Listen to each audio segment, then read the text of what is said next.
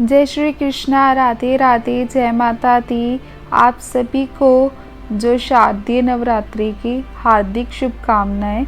माता रानी अपनी कृपा सब पे बरसाए।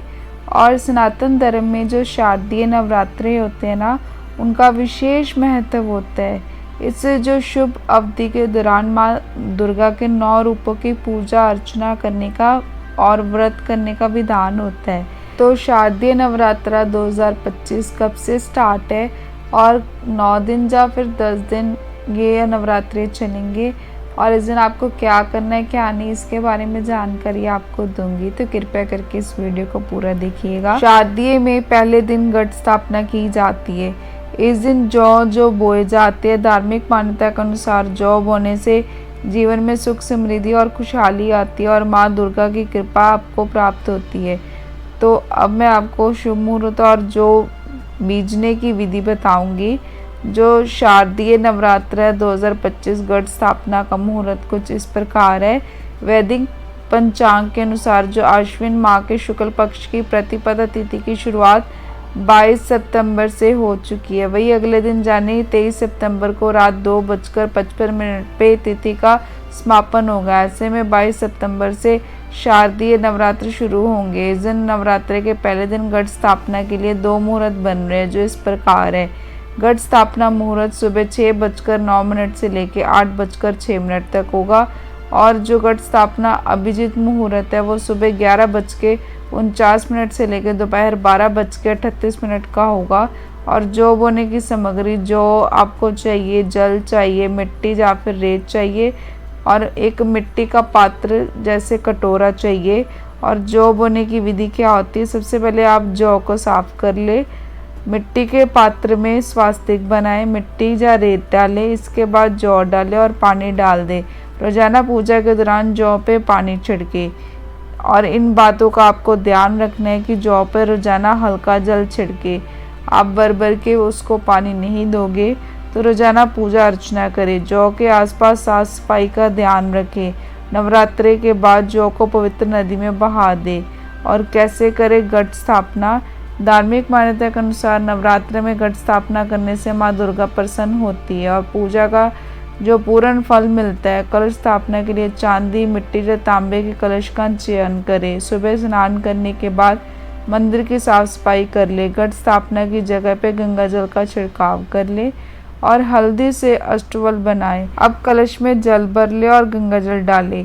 इसके अलावा कलश में सिक्का, फूल और अक्षत डाले। नारियल को लाल चुनरी में लपेट के कलश के ऊपर रख दे और कलश पे रौली से जो तिलक लगाए और अंत में माँ दुर्गा के नाम का ध्यान करें। और रविवार को जो पितृ विसर्जन यानी कि सर्व पितृ जो अमावस्या थी, और इसके अगले दिन सोमवार से शारदीय नवरात्र प्रारंभ हो जाएंगे। इसमें कलश स्थापना के लिए जो सुबह की आपको मैंने शुभ मुहूर्त बता ही दी है। नवरात्रि जो इस बार 10 दिन की है। किस तरह 10 दिन के बने, आइए आपको बताती हूँ। कि जो चतुर्थी तिथि थी वो 2 दिन की हो गई। 2 दिन के होने के बाद इस जो नवरात्रि कुल 10 दिन की हो रही है। और जो नवरात्रि तिथि के पूर्ण होने या बढ़ने रहने को शुभ मानते हैं। इन दिनों में भक्त माँ के अलग अलग जो उम्र और समय रूपों की उपासना करेंगे। मान्यता है कि आदिशक्ति माँ दुर्गा विपत्तियों की सहर्ता है और नवरात्रि की पूजा लोगों के घर में तो होती ही है और सामूहिक जो पूजा भी बड़े धूमधाम से होगी। इसके लिए शहर से गांव तक पूजा पंडाल स्थापित करने की तैयारियां तेज गति से जारी है। जो नवरात्रि है वो 22 से आरंभ होंगे और महानिशा पूजा 29 को है। महाअष्टमी पूजा 30 को है। महानवमी पूजा 1 अक्टूबर को होगी और विजयदशमी जिसको दशहरा भी कहते हैं वो 2 अक्टूबर को होगा। और एकादशी 3 अक्टूबर को होगी। जो शरद पूर्णिमा है वो 6 अक्टूबर को है। और दान की पूर्णिमा जो है 7 अक्टूबर से है। और जब आप घट स्थापना करोगे ना तो आपको ये पूजा मंत्र बोलने हैं। सर्व मांगल मांगल्य शिवे सर्वादि साधिके शरण्ये त्र्यंबके गौरी नारायणे नमोस्तुते। और दूसरा मंत्र है ओम जयंती मंगला काली भद्रकाली कपालिनी दुर्गा क्षमा शिवा दात्री स्वाहा सवदा नमोस्ते। और तीसरा है या देवी सर्वभूतेषु शक्ति रूपेण संस्थिता नमस्तस्ते नमस्तस्ते नमो नमः। और अष्टमी और नवमी के दिन हवन और कन्या पूजन के उपरांत अंतिम दिन कलश विसर्जन करके नवरात्रि व्रत का समापन करें। और अब मैं आपको बताती हूँ कि आपको क्या करना है और क्या नहीं करना। नवरात्रि के दौरान आपको क्या करना है। नवरात्रि के दौरान व्रत रखने वालों को भी और व्रत ना रखने वालों को भी कुछ नियमों का पालन अवश्य करना है।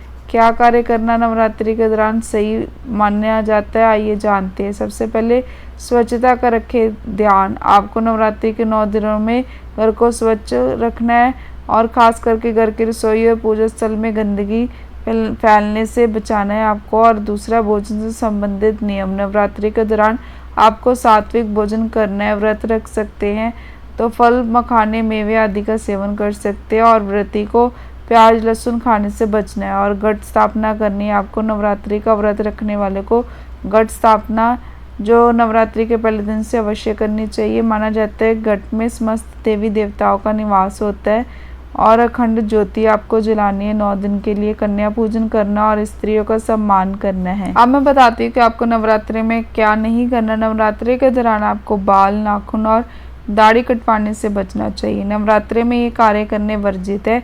नवरात्रि के दिनों में 9 दिनों में आपको गुस्सा शब्दों का इस्तेमाल नहीं करना। किसी का दिल दुखाने से बचना है।